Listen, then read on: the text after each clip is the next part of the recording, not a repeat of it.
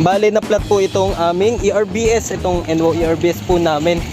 Sakto pagdating namin dito sa ospital, pagkaparada namin doon, biglang may sumingaw. Tapos tinuro din nung tao na dumaan. Sabi, sumisingaw yung gulong nyo. Agad kong dinalan dito sa parking. Pagkababa ko doon sa asawa ko, pati sa dalawa naming anak. Buti na lang available nitong sa pang PWD. Ngayon, hinahanap ko yung pinaikot-ikot ko to. Yung gulong, hinahanap ko, saan kaya yung butas? Tapos nakita ko, dito siya sumisingaw. Ayan, may biyak na siya. Ayan, mga kaibay ko, may na siya, biyak. Ayan, dito siya sumingaw. Ayan. Okay, no?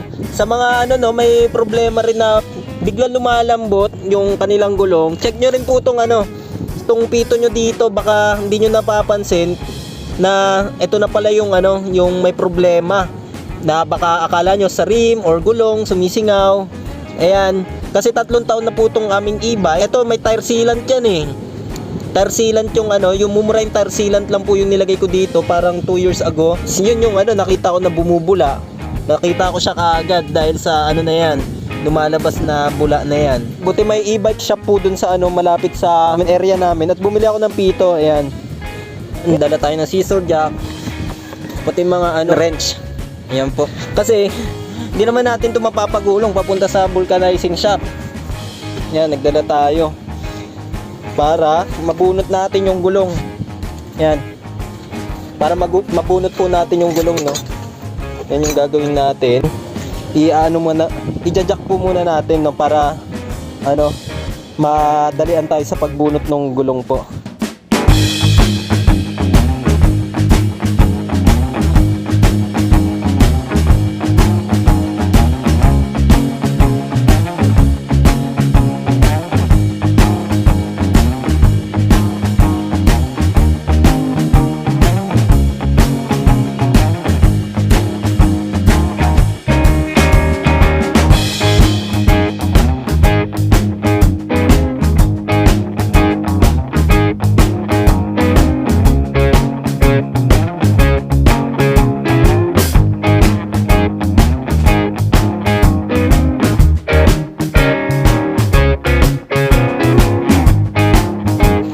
Yan, okay mga ka-e-bike, napaklas na po natin itong gulong.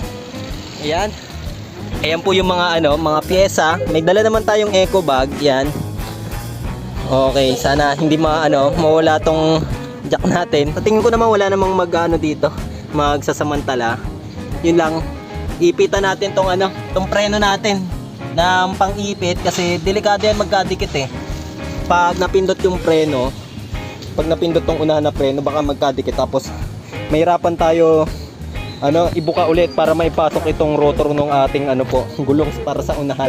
Ipitan natin ng kung anong bagay, pwedeng upos or mga tangkay, pwede tayong pumulot dito. Baka kasi may batang maglaro. Yan. Yan, okay. Sa tingin ko okay na to.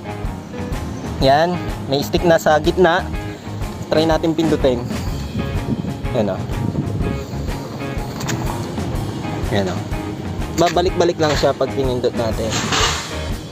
Ang gagawin natin next po ay maghanap tayo ng vulcanizing shop. Kasi yun nga, wala tayong gamit dito na pangbaklas po, no, para dito sa exterior. Kasi napakahirap talaga baklasin to, lalo na sa katulad ko na isa lang yung kamay ko, tapos wala pa tayong pang sikwat. Sana yung mahanap natin yung may machine, yung may hydraulic machine para dito, para hindi masugatan din itong ating itong rim or mugs. Okay, masyado na nga hapon. Larga na tayo. Palabas tayo dito sa kabilang labasan nitong Pilar Hospital po.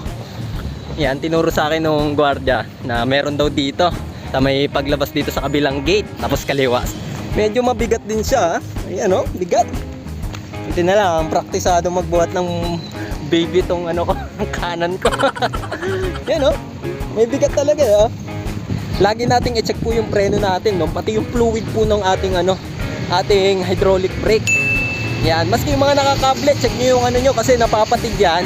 Nagugulanit-gulanit yung cable ng mga mechanical brake po. O kaya, check nyo, baka lumuluwag yung sa may tornilyo niya sa may malapit sa gulong. Yung pinaka-caliper po ng preno. Okay, malapit na tayo. Yan, okay mga kababayan. No choice tayo kasi sarado na pala yung vulcanizing dun sa tapat.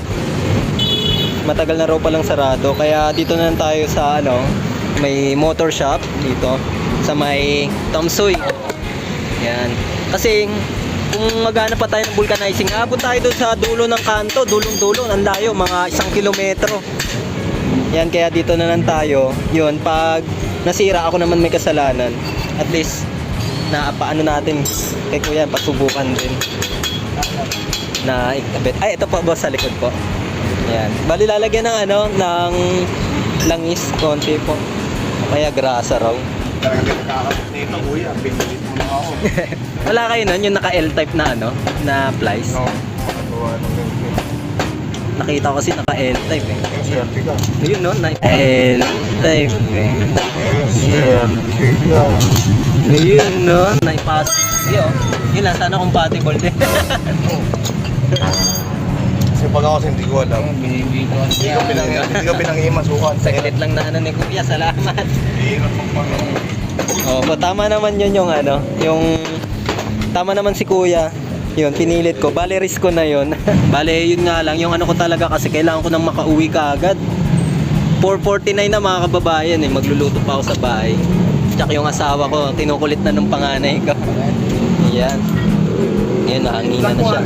Shout out ka mo. Ayan, shout out. Ayan. Ayan, si Jing.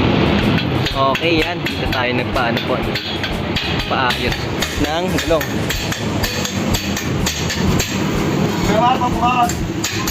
Yan, kailangan ng malakas na buga ng hangin. Kasi nga tubeless. Tubeless nga tayo. Yun, pumusok na. Lumapad na. Yan. Alam mo, balik ko na to. Oo nga eh. Biyak-biyak na yan. Tatlong taon na rin po kasi. Biyak-biyak. May binibenta rin po ba kayong ganyang gulong? Hindi ko lang alam. Hindi ko masyado piyesa niya. Oo nga eh, magkakaiba kasi yung ano eh. Iba sa motor kasi po yan eh, no? Yan, shout out kay Kuya. Yan. Maraming salamat.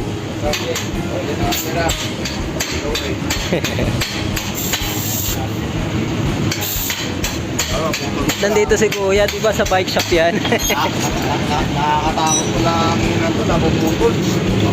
Di na tayo nakapaghanap ng vulcanizing shop, bali dito na po tayo sa motor shop. Yan, dito po sa motor shop na to. Yan, maraming salamat kay Kuya at naikabit naman po ng maayos at madalian itong ating pito. Maraming salamat po ulit sa motor shop po na ito. Yan, balik na tayo at makakauwi tayo ng maaga. Balik na tayo doon sa ospital kung saan nandun yung ating ERBS. Yan. Okay, yan. Mas bumigat siya kasi may hangin na ulit. Yan, okay. Nandito na tayo sa ano natin, no? ERBS po natin ulit. Yan. Kabit na po natin. Check. Yan.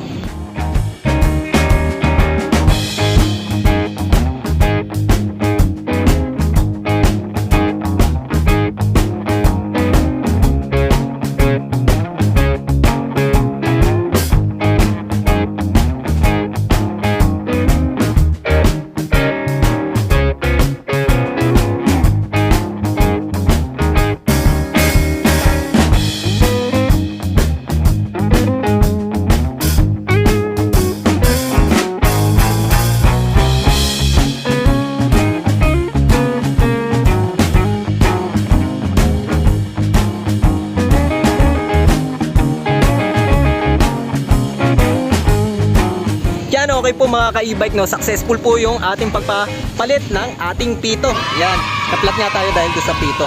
Sa mga e-bike po na nakakaranas ng pagsingaw po ng gulong, i-check nyo rin po yung inyong mga pito po, no? Dahil ito po ay may goma doon sa pinaka-ilalim nung pinaka-valve po niya.